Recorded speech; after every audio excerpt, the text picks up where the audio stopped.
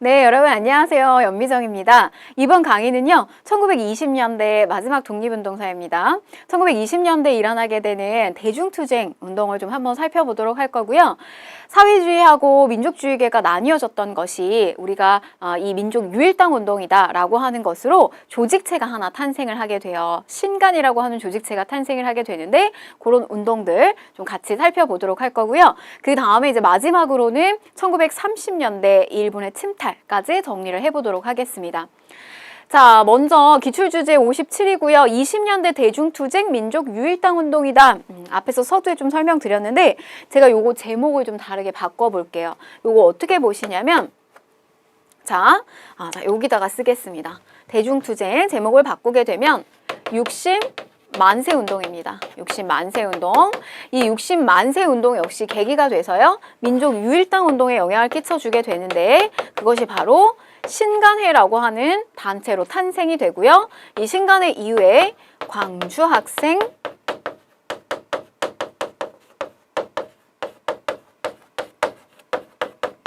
항일운동을 지원하게 된다는 거.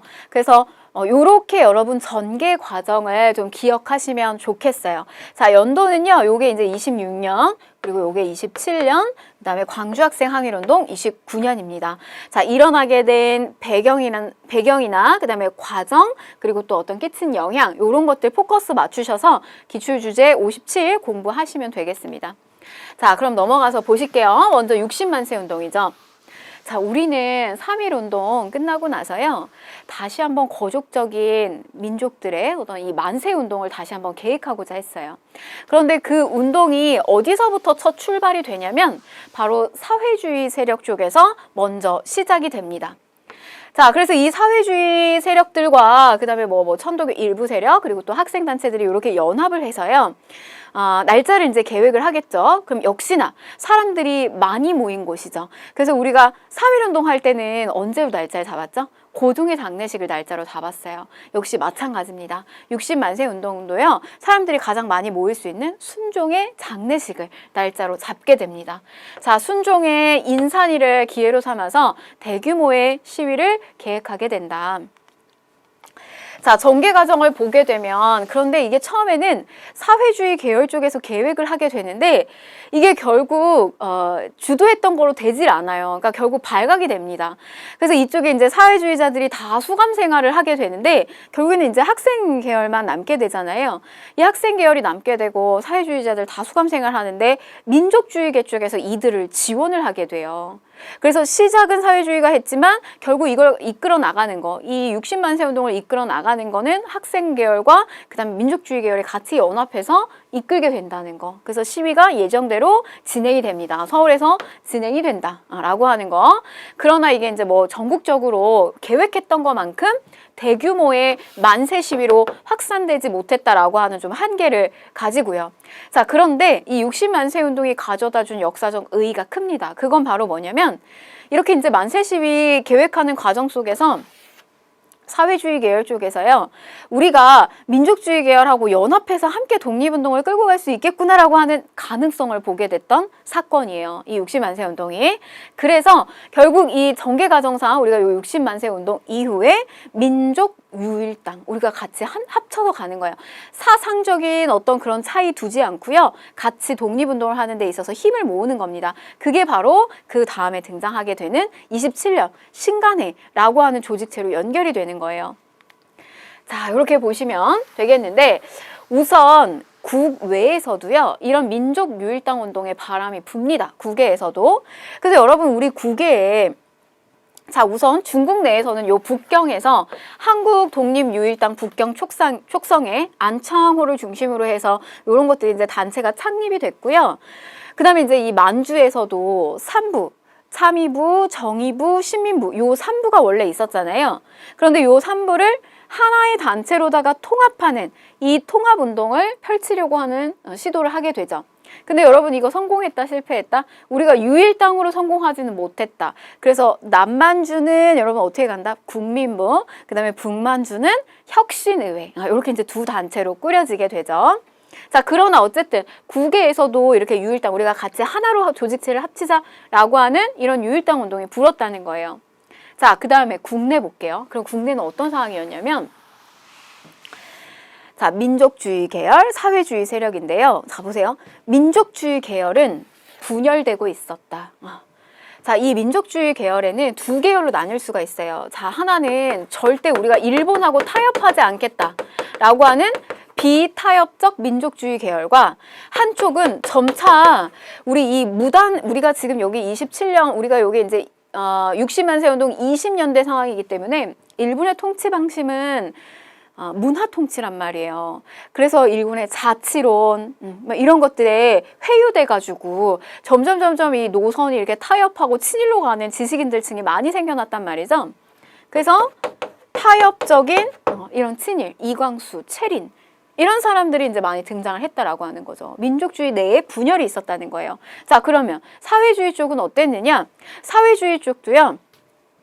자, 보세요. 요거 1925년에 국채를 변역하거나 사유재산 같은 거 거부한다라든지 이런 체제, 불온한 체제 주장하고 하는 이런 독립운동가들 잡아들이겠다라고 했던 이 치안유지법으로 인해서 사회주의 세력도 굉장히 타격을 받은 상태였다는 거예요.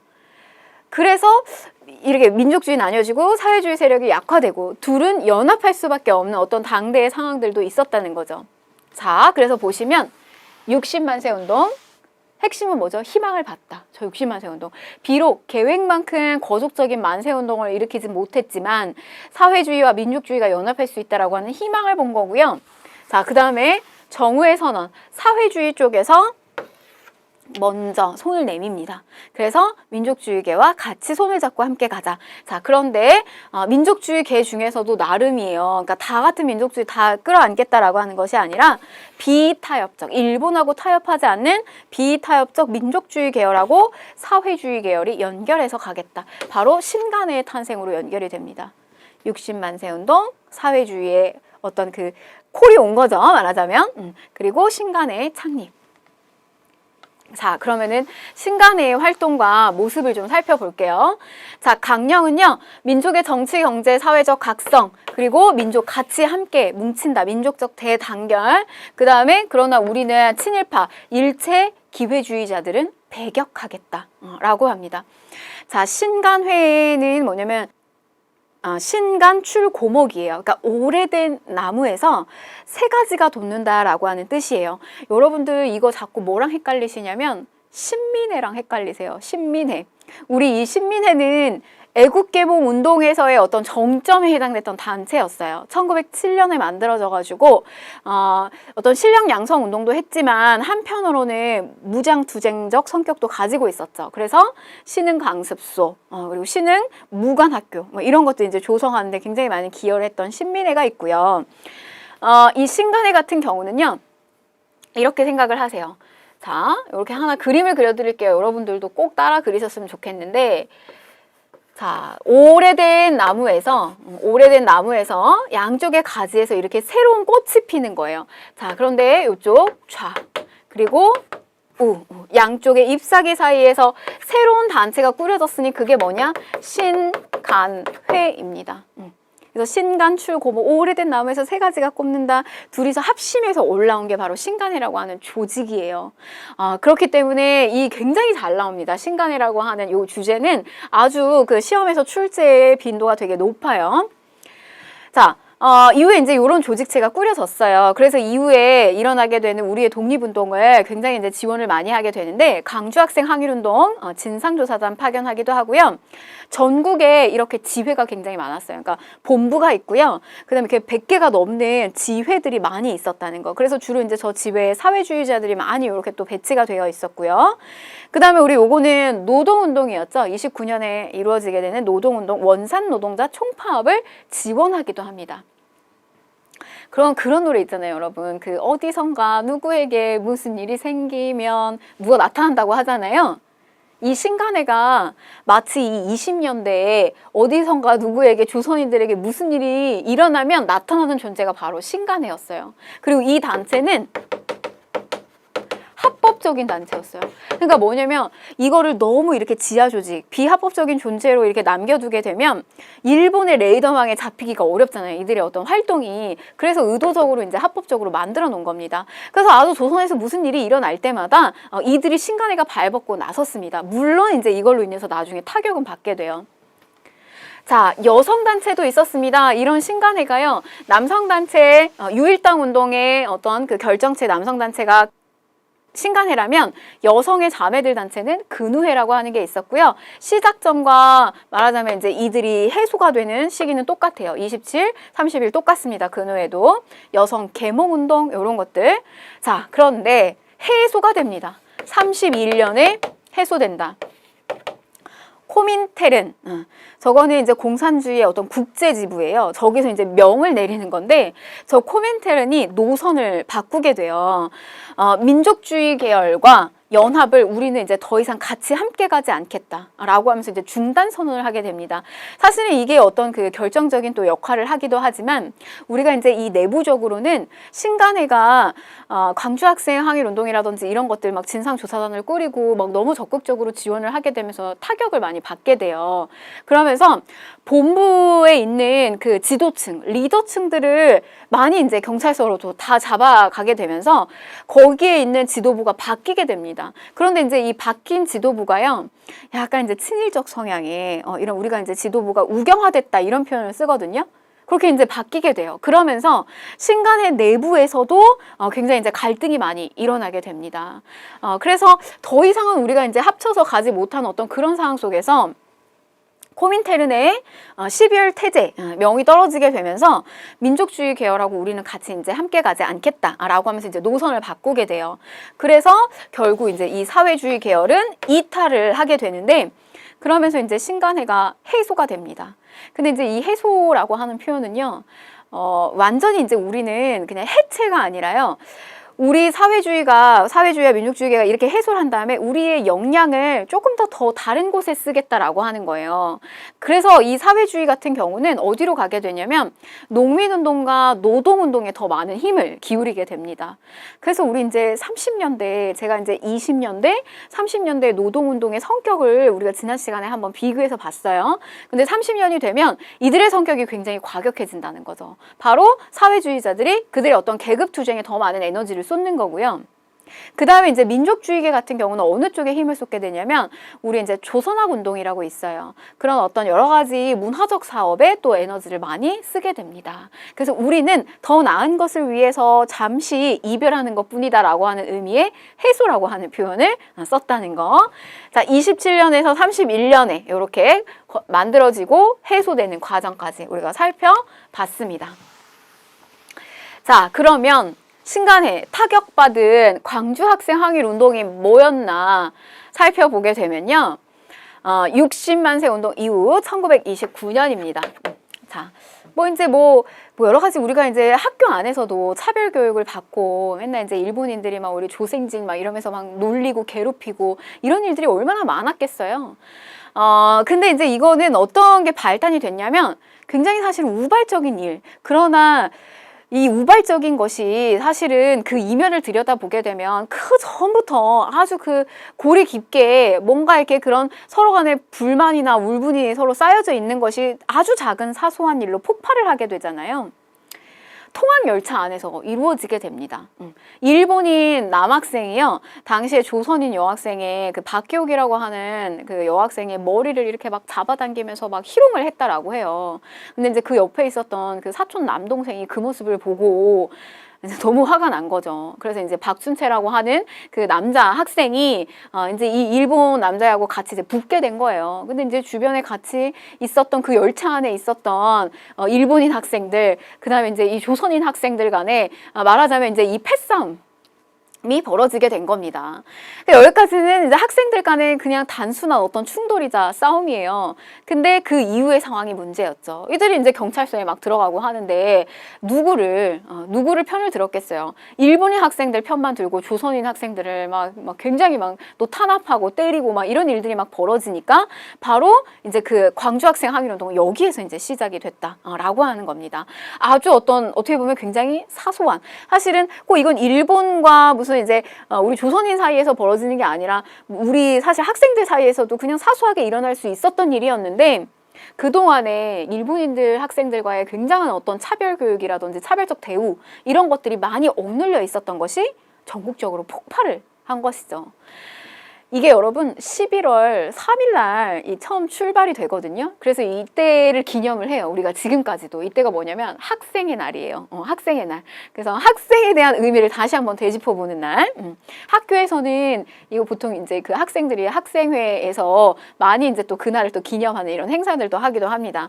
자, 그래서 보면 일본 경찰이 이제 편파적으로 수사했다. 그래서 자, 이 광주에서 시작된 이 어떤 그 부딪힘이 전국적인 항일 투쟁으로 확산이 돼요. 여기에 누가 진상조사단으로 달려왔다? 신간회가 달려왔다. 자, 역사적 의의 좀 볼까요? 보시면 3.1운동 이후에 일어난 최대 규모의 민족운동이었어요. 60만 세 운동을 원래는 처음에는 계획적으로 그렇게 만들려고 했었거든요. 3.1 만세 운동 이후에 최대 규모의 민족운동을 벌이자. 근데 그거는 생각처럼 되지 않았어요. 근데 광주 학생 항일운동은 어떤 이런 우발적인 상황에서 시작이 됐는데 이것이 바로 최대 규모의 민족운동이 됐다라는 거. 이 부분을 좀 꼭 기억을 하시고요. 이게 바로 이제 사실 어떻게 보면 역사가 주는 좀 묘미일 수 있는데요. 이 역사라고 하는 것이 뭔가 이렇게 항상 이렇게 계획된 것만 이렇게 순차적으로 추진돼서 마치 짜임새 있게 굴러가지 않아요. 우리 이제 인생의 또 삶이 그렇듯이 뭔가 이렇게 우연과 필연이 맞물려서 생각지 못한 부분에서 어떤 결정적인 상황이 만들어지기도 하고요. 생각지 못한 부분에서 어떤 큰 성과가 나타나기도 합니다. 광주 학생 항일운동은 조금 그런 면을 좀 기억해 볼 필요가 있습니다. 최대 규모의 민족운동, 3.1운동 이후에 전국 각지에서 이제 동맹휴학이 일어나게 되는 원인이 되었다. 물론 이제 여기에는 여러분 신간회라고 하는 조직체가 만들어지게 되면서 더욱더 이 운동을 또 지원했다라고 하는 의의도 있습니다. 가 단체에 대한 설명으로 옳은 것을 골라라. 자, 가는 우리는 정치적, 경제적, 사회적 각성을 촉진한다. 우리는 단결을 공고해야 한다. 우리는 일체 기회주의자를 부인한다. 라고 하면서 이제 민족 유일당 운동으로 탄생된 신간회입니다. 신간회. 자, 1번. 민족유일당 운동의 일환으로 결성이 되었다. 정답 1번이네요. 자, 2번. 이상설, 이동휘를 정부통령에 선임하였다라고 했는데 요거는 우리 대한 광복군 정부입니다. 우리 이거 1910년대 14년에 연해주에서 만들어졌잖아요. 그래서 러일전쟁 10주년 기념해가지고 우리가 연해주 쪽에서 만들 수 있었다. 자, 그 다음에 3번. 일제가 조작한 배고인 사건을 조직이 해체되었다. 요거는 신민회고요. 자, 4번. 조선총독부에 국권 반환 요구서를 발송하려 하였다. 자, 요거 10년대죠. 독립의금부죠. 자, 오산학교, 대성학교, 민족교육 실시했다. 자, 요거보다 신민회네요. 자, 다음 기출주제 58로 가겠습니다. 자, 30년대로 넘어가는 거예요. 자, 요거 다시 한번 우리가 좀 정리해서 좀 살펴보게 되면 자, 1910년, 1920년, 그리고 1930년. 자, 보실게요. 우선 일본에 침탈이 있었어요. 그런데 이제 일본의 그 통치 방침이 10년대, 20년대, 30년대 이렇게 이제 10년을 단위로 해가지고 좀 달라진다는 거. 그래서 1910년대는 무단 통치. 그쵸? 그다음에 1920년대 문화 통치. 이렇게 이제 정치적으로 우리를 침탈한 거고. 자, 그 다음에 이제 경제적인 부분, 경제 침탈을 살펴보게 되면 1910년대는 토지조사 사업이죠. 우리를 이제 근대적인 토지 소유권을 마련해 준다라고 하는 목적으로 기한부 신고제, 기한 안에 신고하지 못한 토지 다 빼앗아 갔다. 자, 20년대에 자, 쌀을 증식시킵니다. 산미 증식계획. 그래서 쌀 증식시켜가지고 다 가져가죠. 그래서 우리는 되려 이 조선인들이 먹는 쌀의 소비량은 줄어요. 그래서 줄고 우리는 만주에서 잡곡을 들여와서 먹었다는 거. 자, 요렇게 이제 정치 침탈, 경제 침탈 요렇게 배웠습니다. 10년대, 20년대. 그러면 이제 우리 오늘 들어갈 차례는 바로 요 30년대 상황인데요. 이 30년대 상황은 우리가 이렇게 이야기합니다. 민족 말살 통치. 여러분, 예, 통치 이 어떤 그 방침만 봐도 굉장히 좀 무시무시하죠. 민족을 말살하는 거예요. 이거 여러분 조금 더 정확하게 이야기 드리면 민족성을 말살하는 거예요. 민족성. 조선인이라고 하는 민족성을 말살시켜서요. 전부 다 황국의 신민이다. 일본 천황의 신민이다. 그래서 우리는 일본인이다 라는 식으로 민족성을 완전히 바꿔버린다는 이야기예요. 왜 그렇게 했을까요? 그걸 이제 살펴보는 거고요. 자, 우리가 이제 이때 이 시기 때 병참 기지화 정책을 펼친다. 라고 하는 거. 요것도 이제 같이 보시면 되는데, 우리를 완전히 이제 군대를 동원하기 위한 창고 같은 그런 어떤 곳으로다가 만든 거예요. 우리나라 땅이라든지 우리나라의 사람이라든지 이런 것들을. 그래서 요게 여러분 이렇게 38년을 기준점으로 보셔서요. 이 38년에 국가 총동원령이 내려지거든요.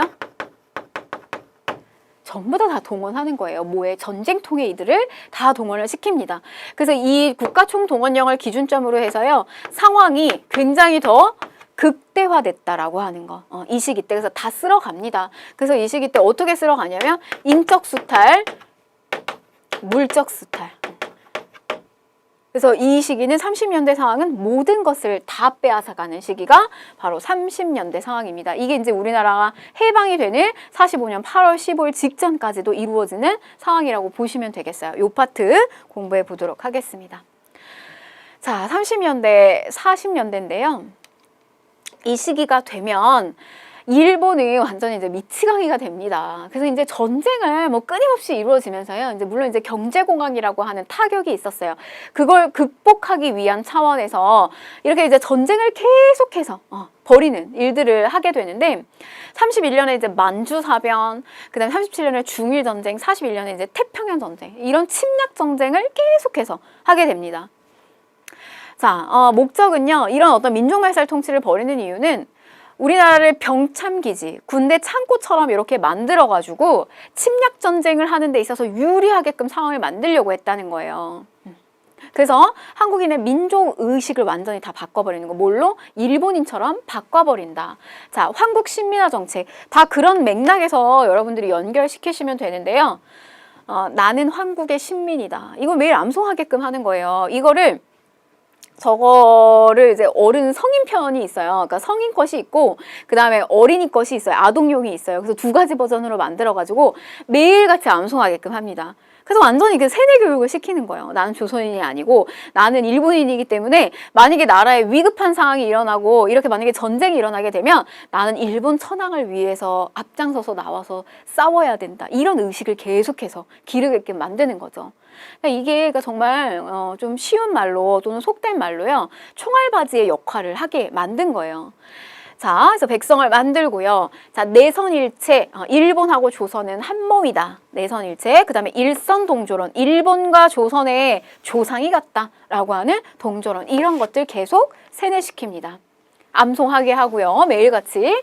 자, 그 다음에 또 일본의 전통 어떤 신앙이죠. 저 신사에 가서 이렇게 참배하게끔 하는 거. 우리 뭐 야스쿠니 신사 참배다 이런 거 계속 이렇게 뭐 논의가 되잖아요. 그래서 이 2차 세계대전을 일으켰던 전범들을 모셔놨던 곳을 자꾸 이렇게 그 중요한 정치인들이 거기 가가지고 참배하고 이런 것들 논란이 많이 되고 있잖아요. 그런 어떤 신사 참배 같은 것들도 계속해서 시켰다는 거. 이 시기 때. 젠틀맨 아닙니다, 여러분. 이게 또 이거 막 이렇게 학생들 역사의식에 문제가 있다 이래서 또 논란이 많이 있었어요. 신사, 전통 신앙입니다, 일본에. 자, 그 다음에 성도 바꾼다. 창씨 개명. 한국인 일본식으로 바꾸는 거예요. 근데 이거 안 하고 버텼으면 됐잖아요. 뭐 이렇게 얘기하시는 분들도 있는데 여러분 이 창씨 개명을 안 하고 버티잖아요. 그러면은 내가 중요한 자리에 취직하는 거 못하게 합니다. 취직도 안 되게 했고요. 뭐 심지어는 만약에 아버지가 그걸 안 했어. 그럼 내 자식한테 취직 못하게끔 피해를 줄 수도 있고요. 그 다음에 이제 식량을 나눠주는 데 있어서의 그런 것도 제약을 받기도 했어요. 어디에 입학한다든지 학교에 입학한다든지 이런 모든 것들에 의해서 굉장히 차별을 많이 뒀기 때문에 어쩔 수 없이 했다는 거. 근데 여러분 이 창씨개명은 우리 그런 거 있잖아요. 연예인, 내가 이렇게 막 좋아하는 연예인, 이렇게 대중의 인기를 받고 있는 사람들, 영향력을 끼칠 수 있는 이런 사람들이 뭔가 이렇게 했을 때 많은 또 이렇게 군중 심리에 의해서 또 그를 쫓아가려고 하는 그런 심리가 있잖아요. 그러니까 중요한 이렇게 지식인들, 조선인들한테 영향력을 끼칠 수 있는 지식인이나 그 다음에 또 조금 이렇게 영향력을 끼치는 이런 사람들한테도 많이 제의가 갔다고 해요. 그래서 이게 일반 평민에 비해서는 사실 이제 그런 사람들이 그런 제의를 받고 거절하는 것이 좀 또 한편으로는 생각해 봤을 때 사실 그게 쉬운 일은 아니었다는 거죠. 뭐 옹호하려고 하는 이야기는 아니지만 어쨌든 그런 굉장한 어려움들이 있었다는 거. 옛날 이제 뭐 옛날 그 할머니 때나 이렇게 보시면요, 이렇게 일본식의 이름이 이렇게 많이 있는 경우들도 있고요. 그 다음에 이렇게 쓰시는 용어들 보게 되면 일본식의 어떤 용어라든지 뭐 이런 것들도 또 많이 쓰는 모습을 볼 수 있어요. 그런 것들이 사실 또 일본의 잔재가 많이 또 들어간 거죠. 자, 볼게요. 자, 그 다음에 교육 부분에 있어서 보시면 38년에 조선교육령, 그 다음에 43년에 4차 조선교육령. 요거는 여러분 공부하기가 쉬워요. 1차는 1910년, 2차는 1920년이에요. 3차는 30년, 그 다음에 4차는 40년으로 넘어가게 됩니다. 조선어를 선택 과목으로 바꾸게 된다. 선택하지 않는다는 이야기예요. 선택 과목으로 바꾸면.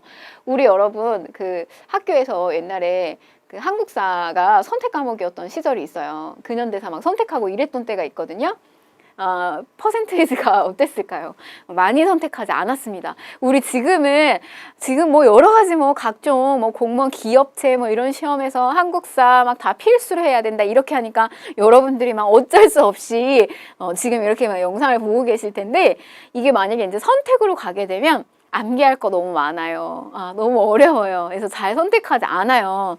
그래서 조선어 선택하면 되지 않느냐. 일본에서 이걸 그냥 놔두진 않았겠죠. 잘 안 했다는 거고, 40년에 가게 되면 조선어, 조선사 이런 거 전부 다 폐지하게 됩니다. 아예 폐지를 하게 되고요. 자, 그 다음에 요거 한번 보실까요? 40년 무렵에 국민학교령이 내려집니다.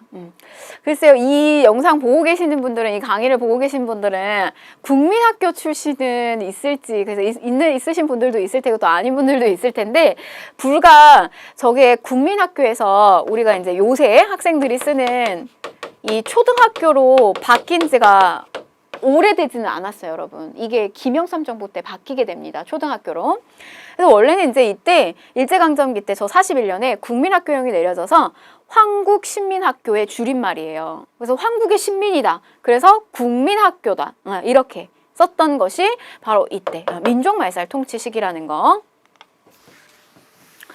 자, 그 다음에 독립운동을 탄압하기 위해서 조선사상범, 보호관찰력 이런 것들 전부 30년대, 40년대 이렇게 나눠서 보시면 되는데, 독립운동가들 보호관찰하겠다, 감시하겠다는 거고요. 이건 뭐냐면 예방구금령이에요. 이 말이 무시무시합니다. 저거는요, 그럴 만한 사람이에요. 예방 차원에서 저렇게 구금하겠다. 더 탄압이 강해진 거죠. 재판 없이 미리 예방 차원에서 구금하는 예방구금령이 있었다라고 하는 거고, 문화통치 시기 때부터 이제 나오기 시작했던 조선일보, 동아일보 같은 요런 신문들도 탄압을 당하게 되면서 이제 폐간하게 됐다는 거. 완전 이제 극단에 치닫는 그런 시기라고 보시면 되겠고요.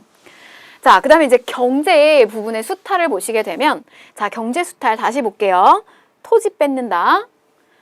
쌀 가져간다. 자, 이 시기에 가게 되면 우리 지금 병참 기지화 만들잖아요. 공업 원료 막 만들기 위한 어떤 그런 체제로 상황을 막 바꿔버리고요. 우리가 가지고 있는 물적 자원들 다 빼앗아 간다.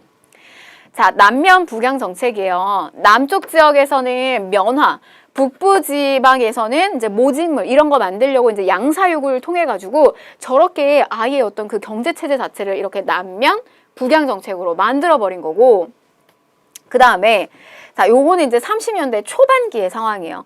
30년대 초반에 뭐 여러 가지 사실 이제 이 농촌의 삶이 굉장히 어려워집니다. 경제공황 29년에 터지고요. 그러면 이제 농촌 경제 어려워지고, 또 이 30년대로 넘어오게 되면 사회주의자들이 막 자극을 또 많이 하게 되면서 이제 저런 소작쟁이라든지 노동운동이 막 급속도로 높아지잖아요.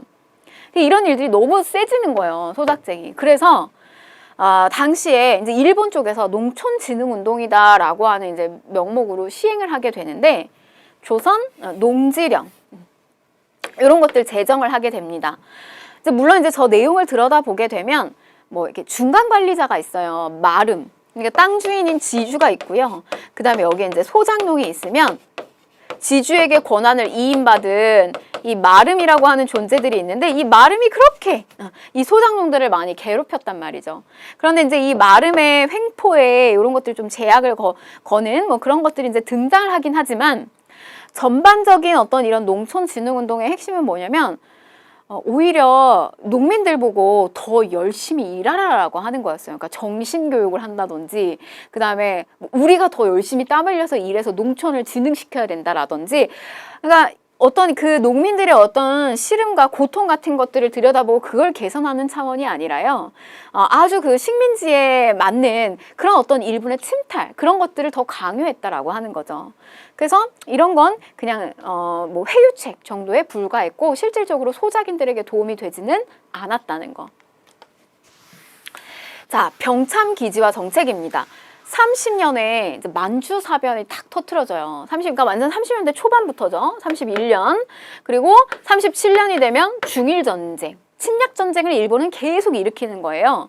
그래서 이런 어떤 전쟁 속에서 저 병참기지와 정책은 시작이 되는데 이게 이제 40년대 태평양 전쟁으로 넘어가게 되면서부터 더욱더 극단에 치닫는 전쟁이 많이 일어나요. 그래서 저 병참기지와 정책은 더 가속화를 달리게 된다는 거.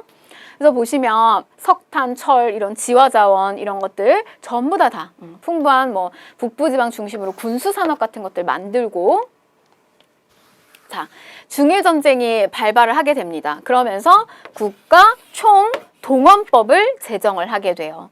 인적 수탈, 물적 수탈 이런 것들 다 빼앗아 갑니다. 자, 그러면 어떻게 빼앗아 가느냐? 먼저 물적 수탈 보게 되면 산미증식 계획이 다시 나오죠. 우리가 20년대에 쌀 증식시켜서 가져갔는데 요거 40년대에 군량미 확보하고 만들려고 40년에 산미 증식 계획 다시 합니다. 자, 그 다음에 또 미국 다 빼앗아 가고요. 공출해서 가져가게 되고요. 또 여러 가지 이제 농기구와 녹그릇 같은 거, 이런 금속 제품 같은 것들 가져가요. 근데 이거 금속 제품 가져가는 것은 이제 무기 만들려고. 그래서 뭐 집안에 있는 뭐 숟가락, 쇠붙이, 그다음 문고리, 학교에 있는 종, 뭐 이런 거 다 가져갑니다. 뭐 하려고? 이거는 무기 만들려고. 그래서 이제 우리를 병참기지야, 군대 창고로 만들었다는 이야기예요. 자, 그 다음에 이제 식량을 통제합니다. 전시 상황이잖아요. 그래서 이거를 통제해요. 국가 차원에서 통제하고, 그 다음에 일부만 나눠주는 거, 배급. 자, 그러면 사람, 인적 수탈이에요. 다 뺏어가죠. 남자들 특히 징병 끌려갑니다. 그래서 처음에 이제 뭐 지원병 이렇게도 보여지는데 나중에 이제 43년, 44년 이렇게 극단에 38년 국가 총동원법이 제정되고 난 다음에 이후의 상황을 보게 되면 이렇게 학도 지원병은 학생들이에요, 여러분. 그래서 공부하는 학생들이 뭐 총이나 쏴봤을까요? 그런 훈련이 전혀 안 된 어린 아이들이잖아요. 근데 이런 아이들까지도 총알바지로 다 내보내진 거예요. 학도 지원병. 그리고 징병제 끌고 가는 거. 그 다음에 이제 징용, 뭐 여러 가지 이제 뭐 공장이라든지 광산이라든지 이런 데에 다 끌려가서 이제 노동력이 착출당하는 겁니다. 국민징용령. 그리고 또 여자 정신 근로령 44년이 되면, 그래서 군수공장에 강제로 끌고 나가고요. 그 다음에 뭐 위안부로도 끌고 가게 된다는 거. 위로한다는 거예요. 누구를 위로하는 거예요? 이 당시 일본 군인들을 위로하는 거죠. 그래서 성적으로 이렇게 그들을 위로하기 위해서 이걸 만들었다, 위안부라고 하는 걸 만들었다라고 하는 것들, 이런 일들까지 자행됐다라고 하는 거죠. 민족 말살 통치 시기입니다. 자, 문제 풀어볼게요. 자, 다음 법령이 제정된 이후 볼 수 있는 모습으로 가장 적절한 것은 했습니다. 자, 보시면 국민학교의 교과는 국민과 이수과 뭐 이렇게 쭉 보시고, 국민학교에서는 자, 요거는 황국신민학교의 줄임말이죠. 국민학교령 떨어졌을 때, 자, 국민학교령입니다. 국민학교령. 자, 그럼 보시면 민족말살 통치 시기죠. 1번. 원산 총파업에 동참하는 노동자, 요거는 29년 상황이고요. 자, 헌병경찰에게 태형령, 요거는 10년대 상황이죠. 자, 신간의 창립 27년이죠. 자, 광주학생 항일운동 29년입니다. 자, 정답 여자 정신 근로령 44년인데요. 민족말살 통치 시기 이렇게 보시면 되겠고요.